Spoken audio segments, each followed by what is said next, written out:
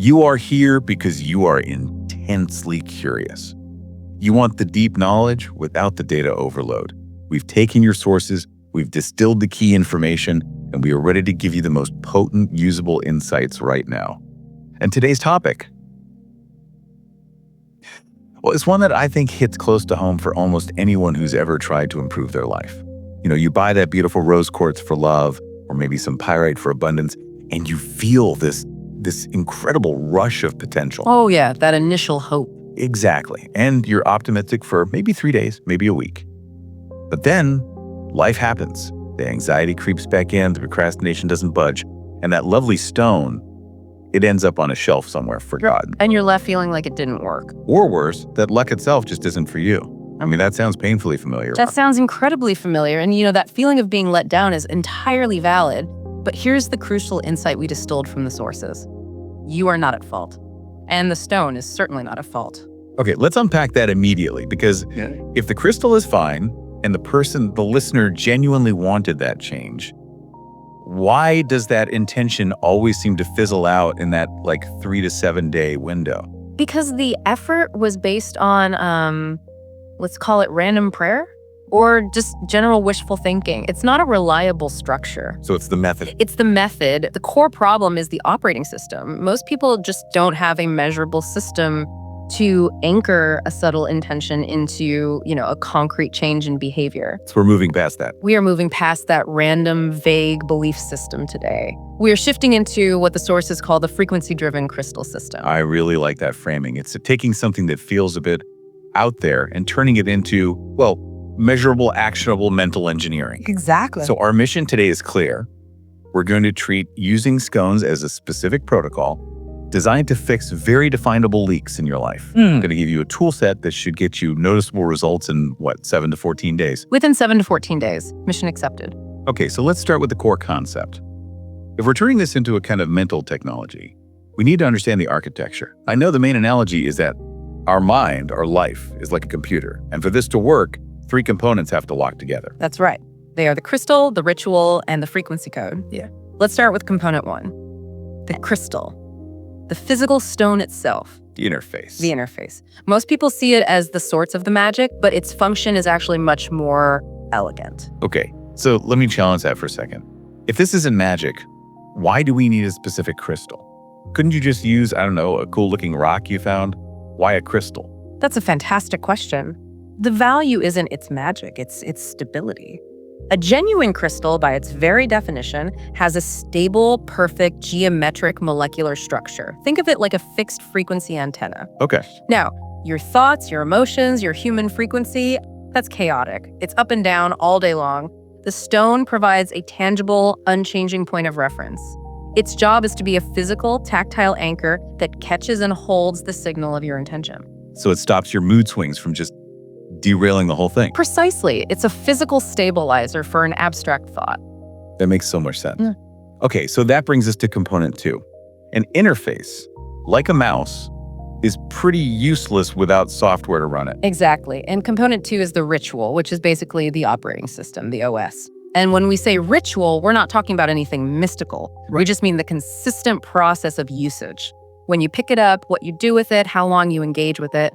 That process, that's the OS, it creates the step-by-step mechanism that allows the energy of your intention to work logically day after day. It turns intention into a routine. Turns it into a routine. So let's go back to the name for a second. The frequency-driven crystal system. We've got the stable stone. What does frequency actually mean in this context? Well, it's 2 things. First, it's consistency, the stable frequency of the ritual itself. But more importantly, we're talking about the thought frequency that the stone helps you maintain. Like brainwaves. Sort of, yeah. Your brain generates electrical activity alpha waves, theta waves. The stability of the stone and the rhythm of the ritual are designed to help synchronize your brain activity and your emotional state. It just makes it easier to hold that intentional signal long enough for it to sink in. Okay, so if the hardware is good, the stone and the OS is stable, the ritual, we get to component 3, the frequency code or the program, which is where you said most people fail. This is everything. This is the command you type in, the specific thought you feed the system. Because if your underlying code is a virus, a deep belief like I'm lazy or I'm not good enough, then it doesn't matter how beautiful the crystal is. The system will crash. Guaranteed to crash. Yeah. So the whole goal is locking these three together. Stone sets the tuning, ritual stabilizes it, and the new code creates a real permanent behavior change. Okay, so before we can write new code, we have to find the virus. Let's get into step 1, auditing for leaks and choosing the right hardware. This step is completely non-negotiable, and it starts with the golden rule. Do not try to fix everything at once. Right? Which is what everyone wants to do. Everyone. And it's not ambition, it's system overload. Trying to tackle your health, your money, your relationships, and your career all at the same time, you're just guaranteeing a crash because your focus is completely diffused. So you have to be hyper-specific. Find one single point of failure. How do you find your primary leak? Especially if you feel like, everything is on fire at once. You have to choose the single worst area.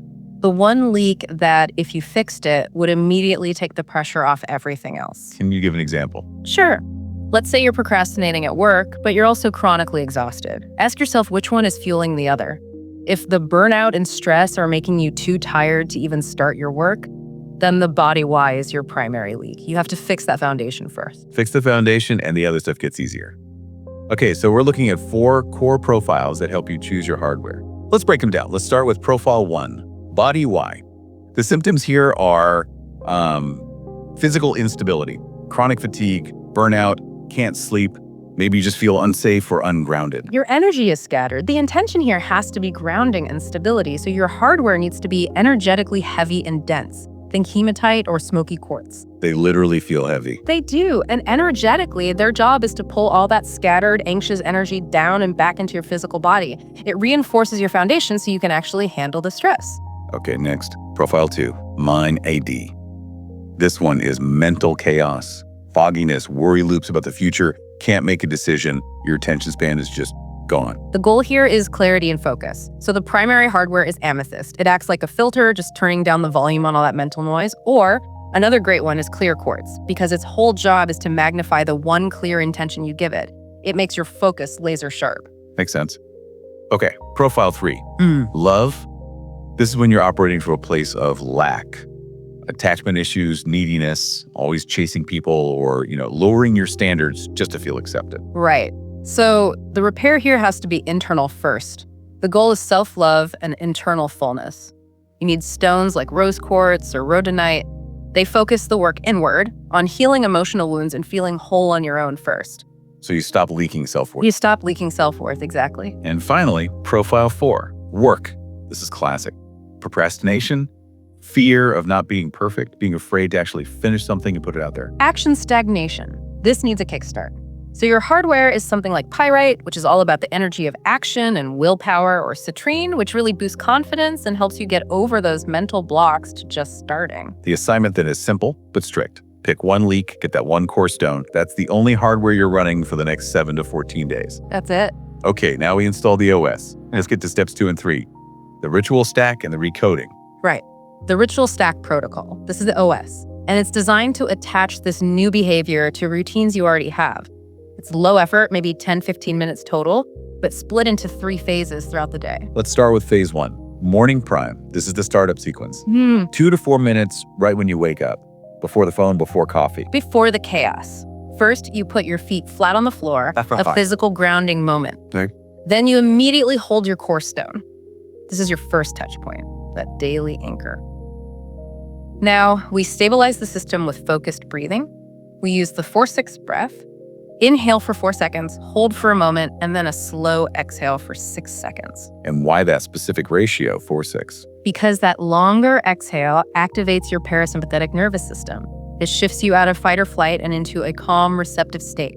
It makes your brain ready for the code installation. Okay, and this is the most critical part, the recoding. You speak your identity line. The sources are really clear. This is not just an affirmation.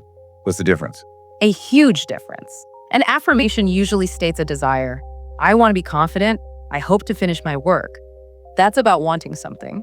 The identity line is a statement of fact about who you already are. So you're tricking your brain almost. You're leveraging neuroplasticity. You're telling your brain, this is the new reality. This is who we are now. Give us some examples. What would these lines actually sound like? They have to be specific and non-negotiable.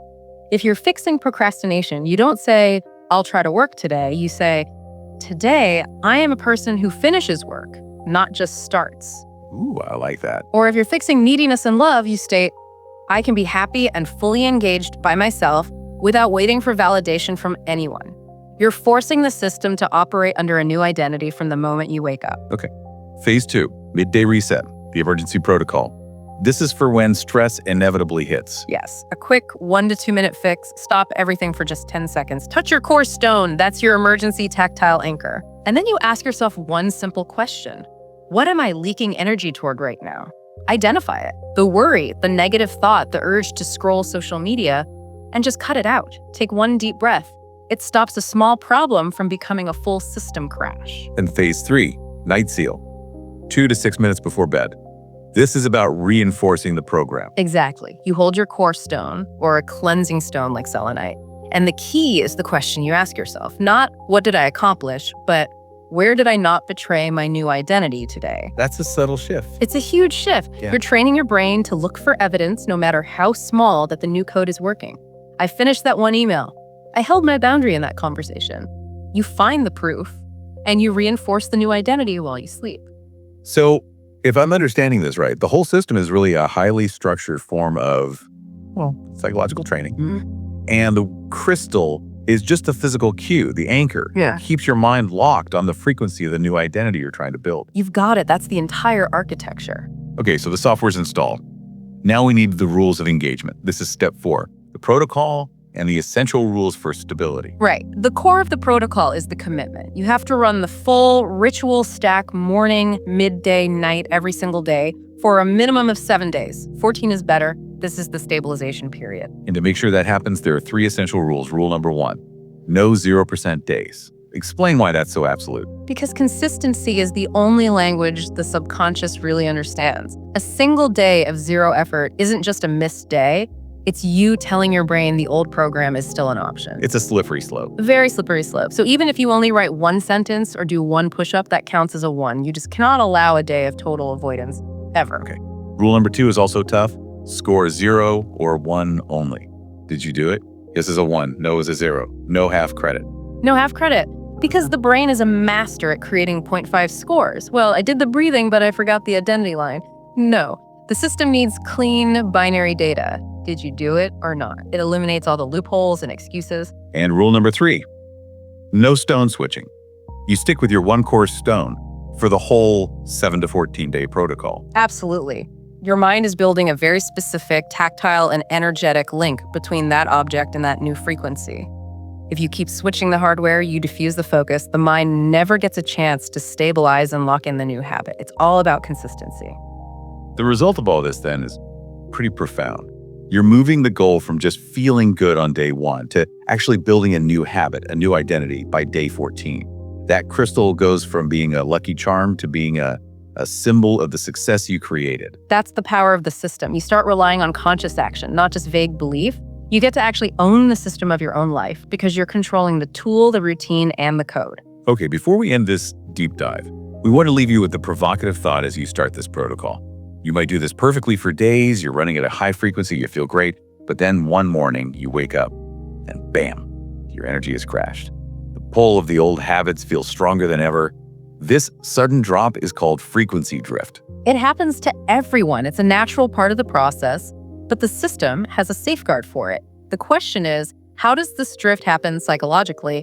And more importantly, how can you restore the entire system and get it back online in just 3 minutes? We will explore the mechanics of frequency drift and that essential emergency reset protocol in our next deep dive. But for today, take that core stone, write that identity line, and start coding your own success.